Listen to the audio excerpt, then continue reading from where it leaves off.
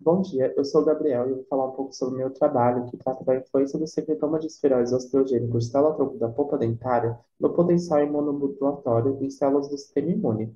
Então, contextualizando, o que a gente tem basicamente dentro da bioengenharia tecidual é que cada vez mais vem ganhando destaque a abordagem chamada de bottom-up, que diferentemente da abordagem clássica, o top-down, emprega modelos de cultivo tridimensionais das células, como por exemplo os esteroides. Esses modelos são muito interessantes, pois eles aumentam muito as interações célula-célula, célula-matriz extracelular, o que pode, por exemplo, aumentar o potencial de multidiferenciação das células-tronco. E dentro do grupo das células-tronco, as derivadas de polpa dentária, ou DPSCs, se mostram muito interessantes para a diferenciação óssea, e além disso, elas secretam uma ampla gama de biofatores, de fatores solúveis, vesículas extracelulares, que em conjunto formam um material chamado secretoma. Esse secretoma ele é capaz de interagir com vários tipos celulares, incluindo células do sistema imunológico, como os macrófagos. E os macrófagos, além do fenótipo pró-inflamatório, né, indutor de inflamação que eles têm, eles também possuem um fenótipo que é anti-inflamatório e pró-regeneração tecidual, né, são chamados macrófagos M2. E essa diferenciação, né, essa polarização desses macrófagos depende muito das condições do microambiente, como hipóxia e o estímulo pró-inflamatório em si.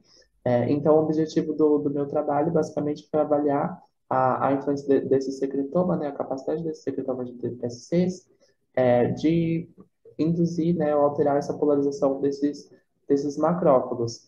Então, para isso, basicamente, a gente cultivou os esferoides, né, então a gente plaqueou o número determinado de células em poços de placa de 96 poços, com fundo U e não aderentes, pois, à medida que as células não conseguem aderir no plástico, elas aderem entre si e formam o esferoide em si, né?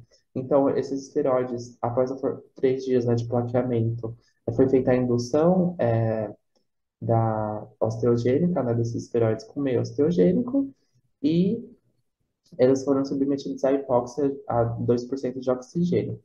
Em seguida, né, passados 7 dias desse cultivo nessas condições, teve um grupo que recebeu o estímulo pró-inflamatório e outro que não recebeu. O estímulo pró-inflamatório consistiu na adição de TNF-alfa por 2 horas, e em seguida o meio de todos os esteroides foi trocado para meio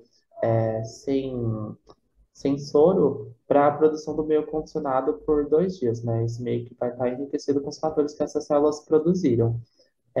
Então, esse meio condicionado foi utilizado para incubar macrófagos derivados da linhagem monocística THP1, que já tinham sido previamente diferenciados, foi analisada a polarização desses macrófagos pelos marcadores por expressão gênica por RT-qPCR, né?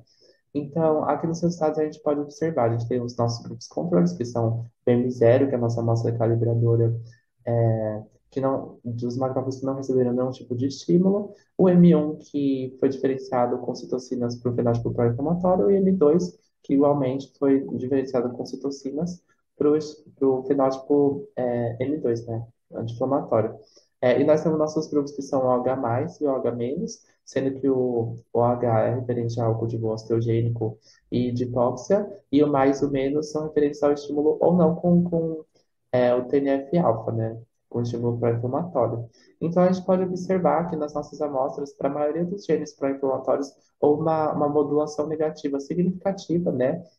Então, como por exemplo aqui o IL-6, o IL-1 beta, que são marcadores muito conhecidos, né, pró-inflamatórios, e teve algumas exceções, como por exemplo o IL-12, que teve uma modulação positiva.